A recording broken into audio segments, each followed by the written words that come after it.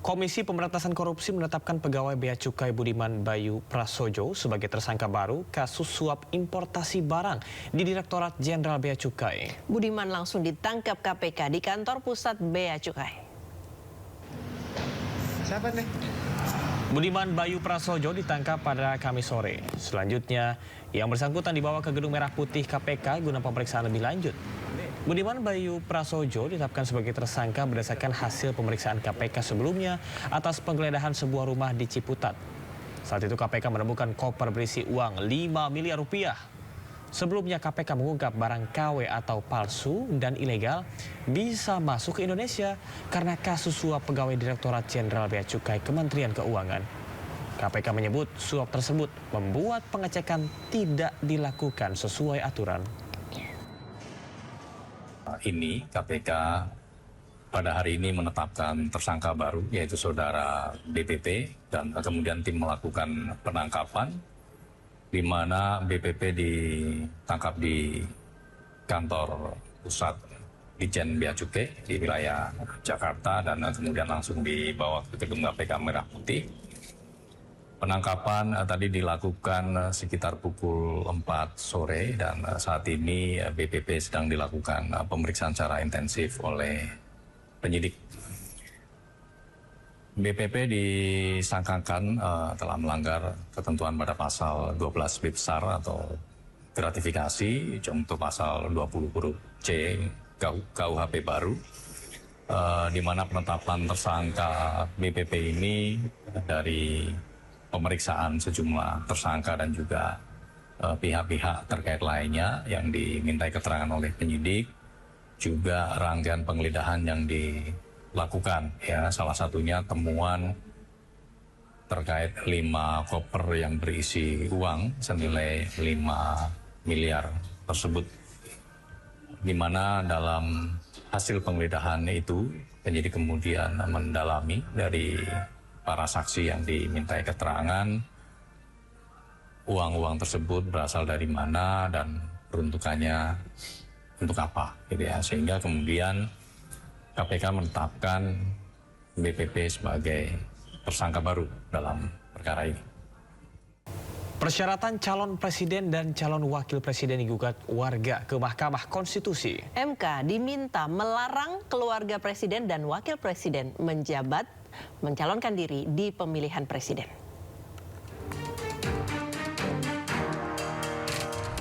Dua orang advokat bernama Raden Nuh dan Dian Amalia mengajukan uji material atas Undang-Undang Pemilu ke Mahkamah Konstitusi. Keduanya meminta MK melarang keluarga sedarah dari presiden atau wakil presiden menjabat untuk mencalonkan diri sebagai calon presiden ataupun calon wakil presiden. Ketentuan yang digugat adalah pasal 169 Undang-Undang Nomor 7 Tahun 2017 tentang pemilihan umum. Pasal ini memuat persyaratan calon presiden dan wakil presiden. Menurut pemohon, pasal yang ada saat ini memungkinkan hadirnya kontestan pilpres dari keluarga ataupun kerabat presiden dan wakil presiden menjabat sehingga berpotensi menimbulkan praktik nepotisme. Selain itu, pasal 169 Undang-Undang Pemilu juga dinilai bertentangan dengan Undang-Undang Dasar 1945 dan mengharuskan presiden ataupun wakil presiden menjabat untuk bebas dari konflik kepentingan. Tim Liputan iNews melaporkan. Dan pemirsa, saatnya kita akan simak pantauan arus lalu lintas. Kami sudah terhubung dengan Bribtu Eklesia Putri Huta Barat dari NTMC Polri yang kini berada di kawasan Bundaran Senayan, Jakarta Selatan. Selamat pagi, Bribtu Eklesia. Bagaimana pantauan arus lalu lintas dari tempat Anda melaporkan pagi ini? Baik, terima kasih Camar dan Priska. Selamat pagi pemirsa, bersama kami dari NTMC Korlantas Polri akan menginformasikan situasi arus lalu lintas langsung dari kawasan Simpang CSW, Jakarta Selatan pada pagi hari ini.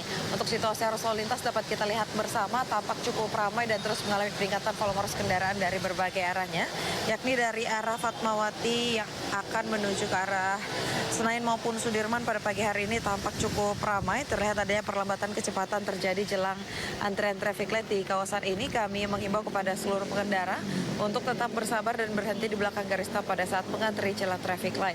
Dan untuk situasi arus lalu lintas selanjutnya dari arah Taman Purung ataupun Kebayoran Lama yang akan menuju ke arah Kebayoran Baru juga tampak cukup ramai namun tetap kondusif lancar, sama halnya perlambatan kecepatan hanya terjadi jelang antrian traffic light saja. Selepasnya kendaraan dapat melaju dengan kecepatan normal. Kami menghimbau kepada seluruh pengendara untuk tetap berhati-hati dan selalu menjaga jarak aman kendaraan Anda dengan kendaraan lainnya. Dan dikarenakan cuaca yang tidak menentu di kawasan DKI Jakarta dan sekitarnya, kami menghimbau kepada seluruh pengendara untuk tetap menjaga batas maksimal Anda dikarenakan banyaknya jalanan yang licin dan juga struktur jalan yang tidak rata akibat curah hujan. Dan bagi pengendara roda 2 untuk menghindari penggunaan jas hujan berjenis ponco karena dapat membahayakan keselamatan diri Anda. Dan juga di kawasan ini terdapat penerapan sistem ganjil genap di mana kendaraan yang dapat melintas hari ini ialah kendaraan berplat ganjil dan kendaraan berplat genap dapat mencari jalan alternatif lainnya sesuai dengan tujuan Anda. Berdasarkan data RSFS Korlantas Polri, angka kecelakaan lalu lintas di seluruh Indonesia per 1 kali 24 jam terjadi 213 kasus laka lantas yang mengakibatkan 14 orang meninggal dunia, 30 orang luka berat dan 275 orang luka ringan. Dari kasus laka lantas tersebut 99% terjadi di jalan non-tol. Untuk itu kami menghimbau kepada seluruh pengendara, pastikan terus meningkatkan konsentrasi Anda pada saat sedang berkendara dan tidak melakukan aktivitas lain yang dapat memecah konsentrasi Anda. Bagi Anda yang mendapatkan informasi situasi arus lalu lintas selengkapnya, dapat menghubungi call center kami di 1500669 ataupun melalui SMS Center di 9119. Selamat beraktivitas, hati-hati di jalan dan salam presisi. Demikian Bribtu Eklesia melaporkan, kembali kepada Camar dan juga Priska. Silakan. Terima kasih Bribtu Eklesia Putri Hutra Barat atas laporannya dari kawasan Bundaran Senayan, Jakarta Selatan. Selamat bertugas kembali dan salam presisi.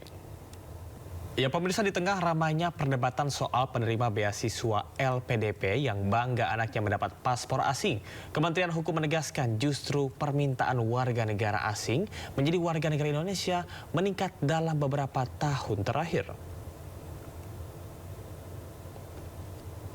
Direktorat Jenderal Administrasi Hukum Umum melaporkan permintaan WNA untuk menjadi WNI dalam 5 tahun terakhir cukup tinggi.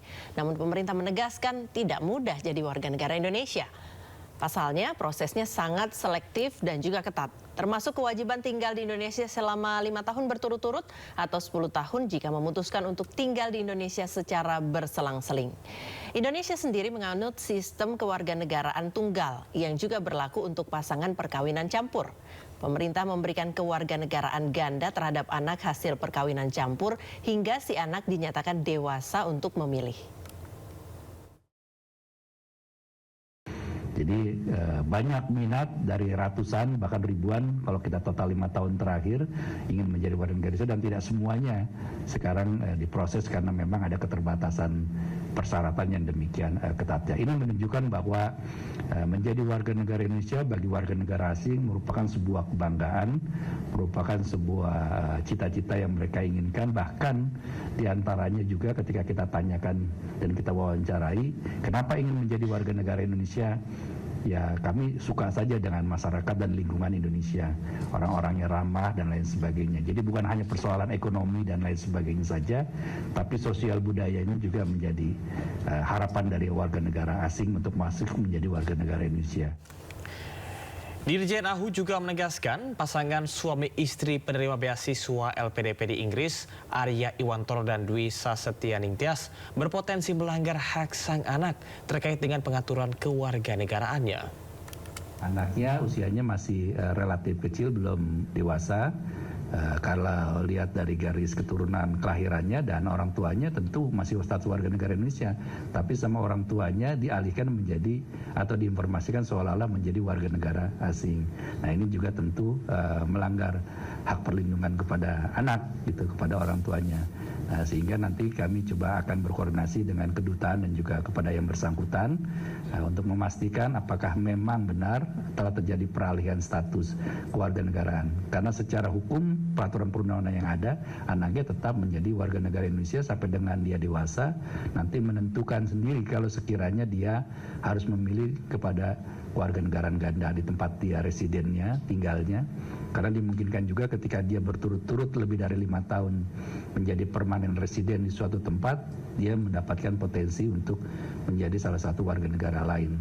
Tapi secara aturan peraturan perundang-undangan, otomatis yang melekat dalam dirinya karena bapak ibunya adalah WNI, ya dia otomatis menjadi anaknya warga negara Indonesia. Ini yang nanti kita harus tegaskan kembali.